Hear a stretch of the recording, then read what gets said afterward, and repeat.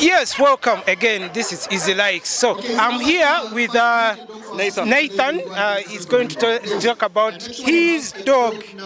What's the name of the dog? The dog is called Togo. Togo, like the country. And I like the country. Yeah, Togo. Wow. Yes. And what's the breed? The breed is Boabel. Boabel. It's a South African Boabel. South African. Yes. So you traveled and got the. Yes, we imported it from South Africa. Wow. Yeah. That's great. How do you feed it? Togo mainly feeds on artificial food like Josera dog food, like the Josera, like the one they're selling there right now. Okay. Then plus meat.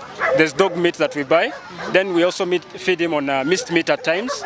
But in a day he can feed on something like about 3 kgs of meat, roughly for all the food. He can feed on like 6 to 7 kgs per day. Wow. What's the connection? You and me and Togo? Togo, yeah. Right now we are like brothers. Right now, as you can see, we are now like brothers. You can listen to whatever I tell him. So the more you get to raise your puppy, the more it gets that connection with you. It's like a kid. Oh, so you got it when it's still young? Yeah, we got it at 2 months.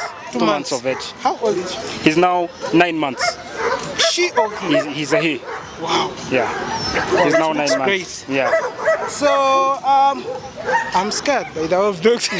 No, don't be scared of him. Hey. As I've said, he listens to me. Oh, okay. Yeah, he listens. So what's the fun part? The fun part about Togo? Yes. The fun part about Togo, first of all, security, as every dog. Any dog has to be good at security. Togo is one of those dogs that are so great at security at his young age. Then another thing, we have that connection, that affection between the both of us. A dog can understand when you're down. Ooh. Now Togo can. Like right, when you're sick? Yes. Like right now, if my mood was down, Togo wouldn't be okay. How? He can sense it that this person handling me is not okay. So what do you talk about the cultures back then, where the dogs were used as part of hunting? Hunting? Yes, that is also a part of training. But of course now, like us who live in the rural areas with our dogs, we can't get that opportunity. But then when we are capable of teaching him that, for example, when we go like to the villages, we can teach him that. But right now Togo doesn't know that because he's ever indoors, ever home. He has not yet seen a bush. Oh, yeah. So are you a teacher?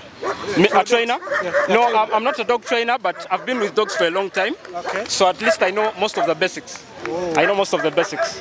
I'm just a dog lover and a breeder, but I can tell more about dogs because I've been with them for a long time now. So how is it expensive or it is cheap to when the dog is down? Let me say the dog is sick. Yes. How is it for you? It's really expensive. It's really expensive because now these are mostly considered as exotic breeds. Yeah. These exotic breeds have their problems too. When they get sick, of course, you have to get a very well-trained vet. The drugs are expensive. The feeding itself is not cheap. It's expensive too because a bag of Josera right now, as you can see, they're saying somewhere in a 200 something. So anything that is 200,000 and above, of course, that is expensive for food. Yeah, but for the love of the dog, you have to provide. It's like a kid to you now.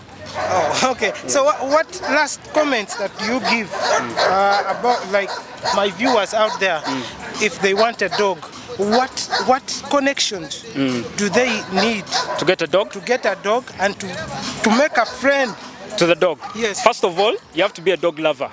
You have to have that instinct in you with dogs. You have to have that character towards dogs. You have to be a friend to them because you can't look after a dog if you don't love the dog. It's definitely not going to work out. So for a person to even get a good dog, first make research.